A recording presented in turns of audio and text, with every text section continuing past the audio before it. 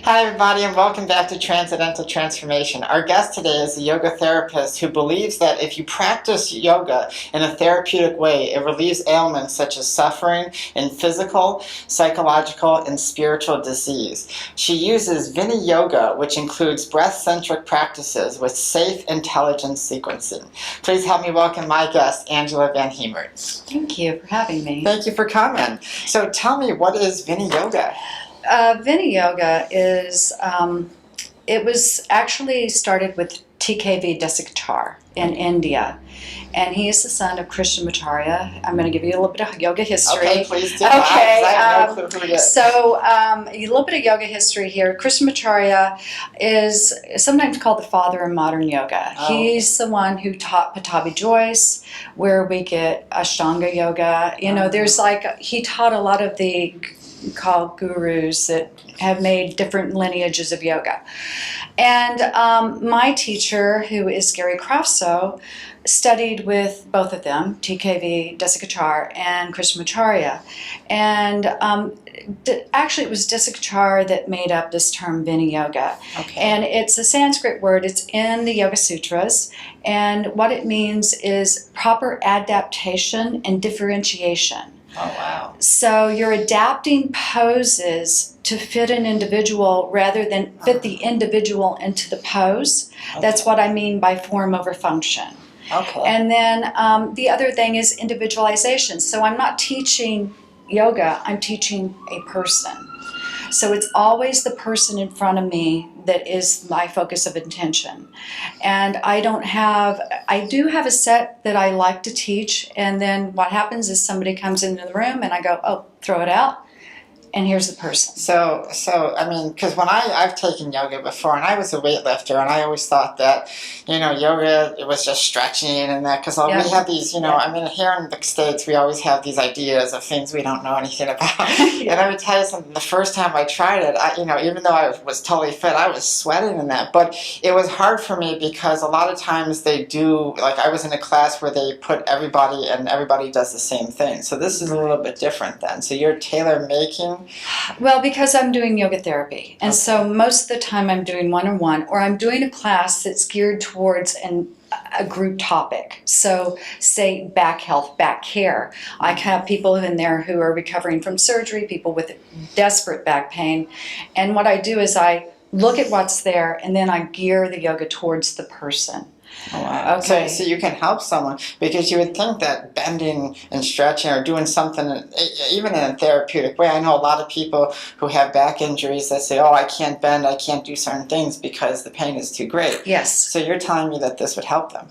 Definitely. Oh, wow. Definitely. I have a lot of people that I would attest to that. Yes. Oh, wow. Well, Yeah. But that's why I wanted to have you on, because I know that you've been studying this for so many years, ever since I knew you.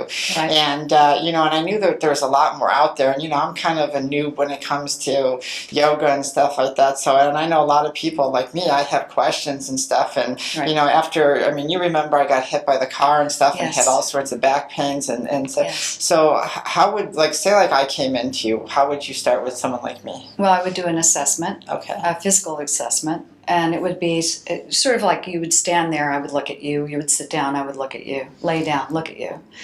So I would get an idea of what your body's like, and then I would have you move in simple movements to assess how your joints moved according to your spine, and then how your spine moved. Then I would go from there. So everything is based on an assessment. And a verbal, also verbal, because I have like a objective thing that I'm seeing, Correct. and then you have a subjective thing that you're feeling. Absolutely. And we work together. So it's a working together and a synergy, and that's what yoga is about, is union. Yes. Yes. Yeah. Because a lot of people are intimidated by a lot of things that they don't know. And, even after I tried it in a class, even though I worked out a lot and did a lot of sports, I was intimidated because I saw people moving in ways that I could never even dream, even still to this day. Yeah. But I always heard that it was more for relaxation. And now you're telling me also it has so many therapeutic properties to it. Right. So, like my teacher likes to say, one of the first things he was told when he was 19 years old and began his studies in India is yoga is to prepare you for the moment of death. Mm-hmm. Which is really heavy for a 19-year-old to hear. Yes. But what that does is it tells you that yoga has a depth to it that a lot of people in the United States have no idea about. It's not just about the physical movement. Correct. We have so much more to offer if people are willing and able to do it. So there's just the physical movement. Then there's pranayama, which is the breath practices. Okay. And there's quite a few of those. And then we have chanting, which is vocal. So you bring sound into it. That's where kirtan comes in, if you know that word. Most people know that word, kirtan. Yes.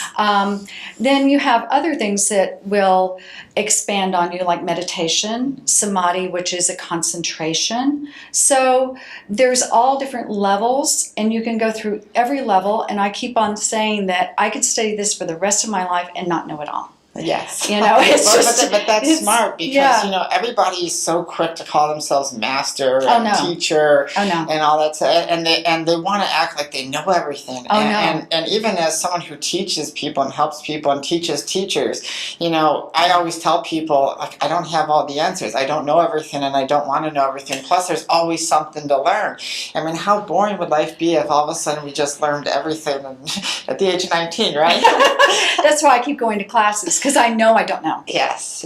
You know, I think that's you know, it's a little bit of like, I feel like I don't know, you know, and there are times when I don't know, you know, really. And even the things, and I always like to tell people too, and I'm sure you can vouch for this, but even the things that we know, there's always a deeper form to it. You know, there's a deeper understanding that we can come, and yoga can bring that as well, right? Oh, definitely. I mean, chakra work is one of my favorite things to do. And people don't understand that in the United States at all. Yes. You know, they think it's about a color and it's a sound. Yes. And it's like that's the surface of a chakra. Yes. You know, there's such a depth to that and such a depth to the practices around chakra work that is it's like, you know. But, you know, that's one of the reasons why, you know, I called you and I wanted you on the show because, you know, you understand that it takes a lot of work for, you know, us to gain some knowledge. And it's not about gaining how much knowledge can we gain within a certain amount of time and how fast can we go out there. But, you know, it's about taking what we know at the moment and being able to expand it in our lives. Exactly. I understand. So why did you decide to go to yoga therapy? That's a loaded question. Well, you know, so I was a dedicated yoga student, and I decided that I wanted to take a yoga class to become a teacher.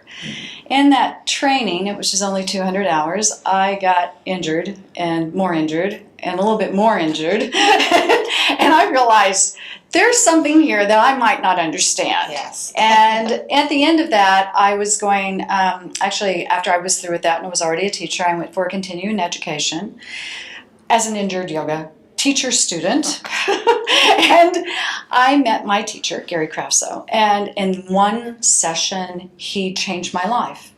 And I went, how is that possible? In a room of 500 people, by the way. Yeah. And I went, oh my goodness. So I looked at him and I looked him up and I said, I need to study with him. And my studies with him, because I started those studies, I realized how much there was to know about this. And I realized that, you know, if you're going to really understand yoga, you've got to study it. You can't just say, I'm going to quit with that 200-hour class and that's going to be it for me.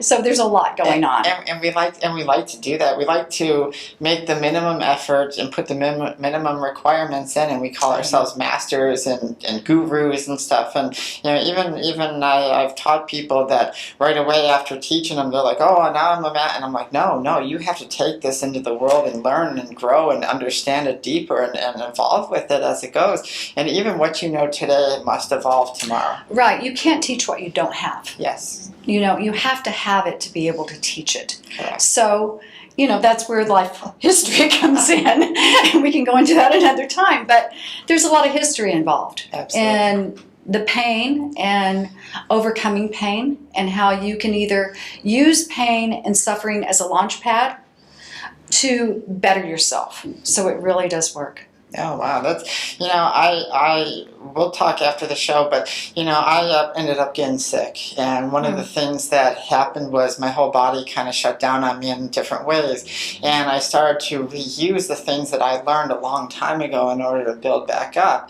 And there's always has to be that foundation that you have to go back to. Yes. And so how do people get a hold of you when they want to reach out to you? Okay, my number is 954-980-1514, and my email, I don't have a website up and running yet, is AVH, it's Angela Van Hemert, AVH60@yahoo.com.